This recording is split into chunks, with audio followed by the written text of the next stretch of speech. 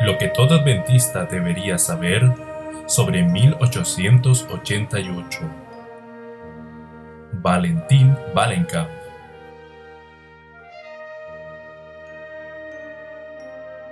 Capítulo 6. Se maltrata al Espíritu Santo. Los opositores del mensaje de 1888 en Minneapolis se unieron bajo el liderazgo del presidente de la Asociación General, George Butler. Aunque estaba ausente por enfermedad, aún controlaba en forma efectiva la Junta de la Asociación General y dirigía a la mayoría de los ministros en el Congreso. 5 años más tarde, en un artículo publicado en la Review y titulado Personal, Butler confesó su oposición al mensaje de la justificación por la fe presentado por Waggoner y Jones. Él declaró: por diversas razones a las cuales no necesito referirme aquí, mis simpatías no estaban con los que presentaban a nuestro pueblo lo que ahora considero como luz. En una de sus charlas matutinas en el Congreso, Elena de White dijo: nunca he estado más alarmada que ahora. Se refería a la oposición de Butler al mensaje de la justificación por la fe y a la propuesta de Kilgore de que no se discutiera la ley en Gálatas porque Butler no estaba presente. En este capítulo veremos su evaluación del Congreso al mirarlo retrospectivamente.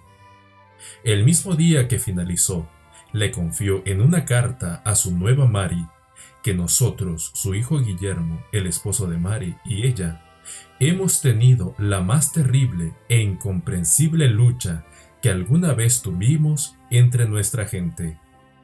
Ella y Guillermo debían vigilar en todo momento, no fuera que se hicieran movimientos, se tomaran resoluciones que redundaran en detrimento de la obra futura. Ella continuó: la mente de un hombre enfermo ha tenido un poder controlador sobre la Junta de la Asociación General y los pastores han sido la sombra y el eco del hermano Butler. Durante demasiado tiempo como para ser saludable y para el bien de la causa, la envidia, los celos y las malas conjeturas han estado trabajando como la levadura hasta que todo el montón parece estar leudado. El hermano Butler, pensamos, ha estado en el cargo 3 años de más, y ahora toda humildad lo ha abandonado. Piensa que su cargo le da tanto poder que su voz es infalible. Quitar esto de la mente de nuestros hermanos ha sido asunto difícil. Su caso será difícil de manejar, pero confiamos en Dios. Estoy agradecida a Dios por la fuerza y la libertad y el poder de su Espíritu al dar mi testimonio, aunque ha hecho sobre muchas mentes una menor impresión que en cualquier otro periodo de mi vida. Satanás parece haber tenido poder para estorbar mi trabajo en un grado asombroso, pero tiemblo al pensar lo que hubiera pasado en esta reunión si no hubiéramos estado aquí. Esta fue su primera e inmediata reacción al Congreso y a sus procedimientos. A comienzos de 1889, se reunió con los miembros del tabernáculo de Battle Creek y le presentó un corto informe de lo sucedido en Minneapolis. Al escribir acerca de este informe dijo: les hablé de la difícil posición en la que me encontraba, el estar sola y compelida a reprobar el espíritu incorrecto que era el poder que controlaba esa reunión, las sospechas y los celos y las conjeturas malignas, la resistencia al Espíritu de Dios que los llamaba. Declaré que el curso seguido en Minneapolis fue de crueldad hacia el Espíritu de Dios. En mayo de 1890 hizo referencia a la continuada oposición al mensaje de 1888, primeramente manifestada en Minneapolis. Ella observó: Cristo ha registrado todos los discursos orgullosos, duros y despectivos dichos en contra de sus siervos, como contra él mismo. En una carta escrita en 1892, Elena de White recuerda su desaliento por causa de la actitud semejante a la de Corey. Datán y Abiram, que prevaleció en Minneapolis, y de su plan de dejar el Congreso, escribió: Cuando me propuse dejar Minneapolis, el ángel del Señor se paró a mi lado y dijo: No, eso no. Dios tiene una obra que debes hacer en este lugar. La gente está repitiendo la rebelión de Coré, Datán y Abiram. Te he colocado en el lugar apropiado, que quienes no están a la luz no reconocerán, no escucharán tu testimonio. Pero yo estaré contigo, mi gracia y mi poder te sostendrán. No es a ti a quien desprecian, sino a los mensajeros y al mensaje que yo envié a mi pueblo. Han mostrado desdén por la palabra del Señor. Satanás ha enceguecido sus ojos y ha pervertido su juicio, y a menos que cada alma se arrepienta de su pecado, esta independencia no santificada está insultando al Espíritu de Dios, y caminarán en oscuridad. Quitaré el candelebro de su lugar a menos que se arrepientan y se conviertan para que lo sane. Han oscurecido su visión espiritual. No querrán que Dios manifieste su espíritu y su poder, porque tienen un espíritu de burla y disgusto hacia su palabra. Diariamente practican la liviandad, las bromas, la frivolidad. No han dispuesto sus corazones para buscarme, caminar en las chispas de su propio fuego, y a menos que se arrepientan, morirán con tristeza.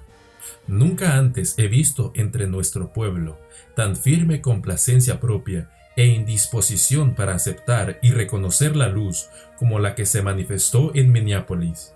Se me ha mostrado que ninguno del grupo que atesoró el Espíritu manifestado en esa reunión tendría nuevamente luz clara como para discernir la hermosura de la verdad enviada del cielo, hasta que humillara su orgullo y confesara que no estaba dominado por el Espíritu de Dios, sino que su mente y su corazón estaban llenos de prejuicios. El Señor deseaba estar cerca de ellos para bendecirlos y sanarlos de su apostasía, pero ellos no escucharon. Estaban poseídos por el mismo espíritu que inspiró a Coré, Datán y Abiram. A Elena de White resultó difícil borrar el recuerdo desagradable de la sesión del Congreso de la Asociación General de Minneapolis. En 1892 le escribió a Urias Smith en el mismo tenor: Nunca podré olvidar la experiencia que tuvimos en Minneapolis, o el espíritu que controló a los hombres, las palabras que se hablaron, los actos que se hicieron obedeciendo a los poderes del mal. Algunos han confesado, otros no han hecho ninguna confesión. En la reunión fueron movidos por otro espíritu y no saben que Dios envió a estos hombres jóvenes, los hermanos Jones y Wagoner, para transmitirles un mensaje especial a ellos, y los trataron con el ridículo y el desprecio, sin darse cuenta de que las inteligencias celestiales estaban mirándolos y registrando sus palabras en los libros del cielo. Sé que en esos momentos se insultó al Espíritu de Dios. En un mensaje enviado desde Australia y leído en la sesión del Congreso de la Asociación General de 1893, Elena de White dijo con referencia al Congreso de Minneapolis: La influencia que surgió por la resistencia a la luz y a la verdad en Minneapolis tendió a dejar sin efecto la luz que Dios ha dado a su pueblo por medio de los testimonios. La obra de los oponentes a la verdad ha estado avanzando constantemente, mientras que hemos sido compelidos a dedicar nuestras energías en gran medida a contrarrestar la obra del enemigo por medio de los que estaban en nuestras filas. 3 años más tarde, Elena de White hizo estas alarmantes declaraciones acerca de las sesiones del Congreso de la Asociación General en Minneapolis. El enemigo consiguió que las cosas estuvieran bastante a su manera. Todos los que se congregaron en esa reunión tuvieron la oportunidad de colocarse del lado de la verdad al recibir el Espíritu Santo, que fue enviado por Dios en una rica corriente de amor y misericordia. Las escenas ocurridas en esta reunión hicieron avergonzarse al Dios del cielo de llamar hermanos a quienes tomaron parte en ellas. Todo esto lo vio el observador celestial, y está escrito en el libro de las memorias de Dios. Acerca de aquellos que rehusaron recibir el Espíritu Santo y acariciaron sentimientos no santificados en el Congreso de Minneapolis, ella dijo: el mismo espíritu que mostraron los que rechazaron a Cristo inflama sus corazones, y si hubieran vivido en los días de Cristo, hubieran actuado con él de manera similar a la de los judíos incrédulos e impíos. En otro lugar, Elena de White expresó los mismos sentimientos en estas palabras: todo el universo del cielo presenció el desgraciado tratamiento que se le dio a Jesucristo, representado por el Espíritu Santo. Si Cristo hubiera estado ante ellos, lo hubieran tratado de manera similar a la forma en que los judíos trataron a Cristo. En 1897, Elena de White escribió estas palabras acerca de la misma ocasión: injuriada e insultada, la deidad hablará, proclamando los pecados que han sido escondidos, así como los sacerdotes y los gobernantes, llenos de indignación y terror, buscaron refugio en la huida, en la última escena de la purificación del templo. Así también será en la obra de estos últimos días. La evaluación de Elena de White del Congreso de Minneapolis no resultó más favorable con el paso de los años. Sí cambió en alguna manera. Se hizo más aguda al señalar el estado de rebelión contra Dios. Ella recordaba la reunión como una derrota para Dios y en gran medida para el progreso de su verdad. La suma total de estas angustiosas declaraciones de la sierva del Señor nos dicen que en el Congreso de Minneapolis no solo se resistió al Espíritu Santo, sino que también fue tratado cruelmente. Esta crueldad se manifestó en discursos duros, orgullosos, despectivos hacia los mensajeros especiales de Dios, Jones y Waggoner. Los oradores no se daban cuenta de que sus palabras duras estaban dirigidas a Cristo mismo. Cuando los asistentes despreciaron a los mensajeros del Señor, insultaron al Espíritu de Dios, Satanás cegó sus ojos y fueron movidos por él, como lo fueron Coré, Datán y Abiram al rebelarse contra Moisés. Movidos por un espíritu maligno y hablando bajo su influencia, insultaron al Espíritu Santo. Todo esto fue registrado por las inteligencias celestiales. El cielo se avergonzó de llamar sus hijos a los que resistieron el mensaje de 1888. Algunos eran dirigentes como Butler y Smith, que habían usurpado el lugar de Dios en los pensamientos de la mayoría de los obreros. Bajo su liderazgo, la mayoría de los delegados al Congreso llegaron tan lejos en su oposición al Espíritu Santo, que si Jesús hubiera estado presente, lo hubieran tratado como los judíos de la antigüedad lo hicieron. Lo hubieran crucificado. En los libros del cielo, los que rechazaron el mensaje de 1888 en Minneapolis están registrados como asesinos de Jesús, puesto que los libros del cielo registran los pecados que se hubieran cometido si hubiese habido oportunidad. Existía en el Congreso una alarmante ceguera espiritual. Elena de White escribió: había, y yo lo sabía, una asombrosa guerra en las mentes de muchos, de modo que no discernían dónde estaba el Espíritu de Dios y qué constituía la verdadera experiencia cristiana. Resultaba doloroso considerar que estos eran los guardianes del rebaño de Dios. Nuestros hermanos que han ocupado cargos de liderazgo en la obra y en la causa de Dios debieran haber estado tan estrechamente conectados con la fuente de toda luz que no hubieran llamado tinieblas a la luz y luz a las tinieblas.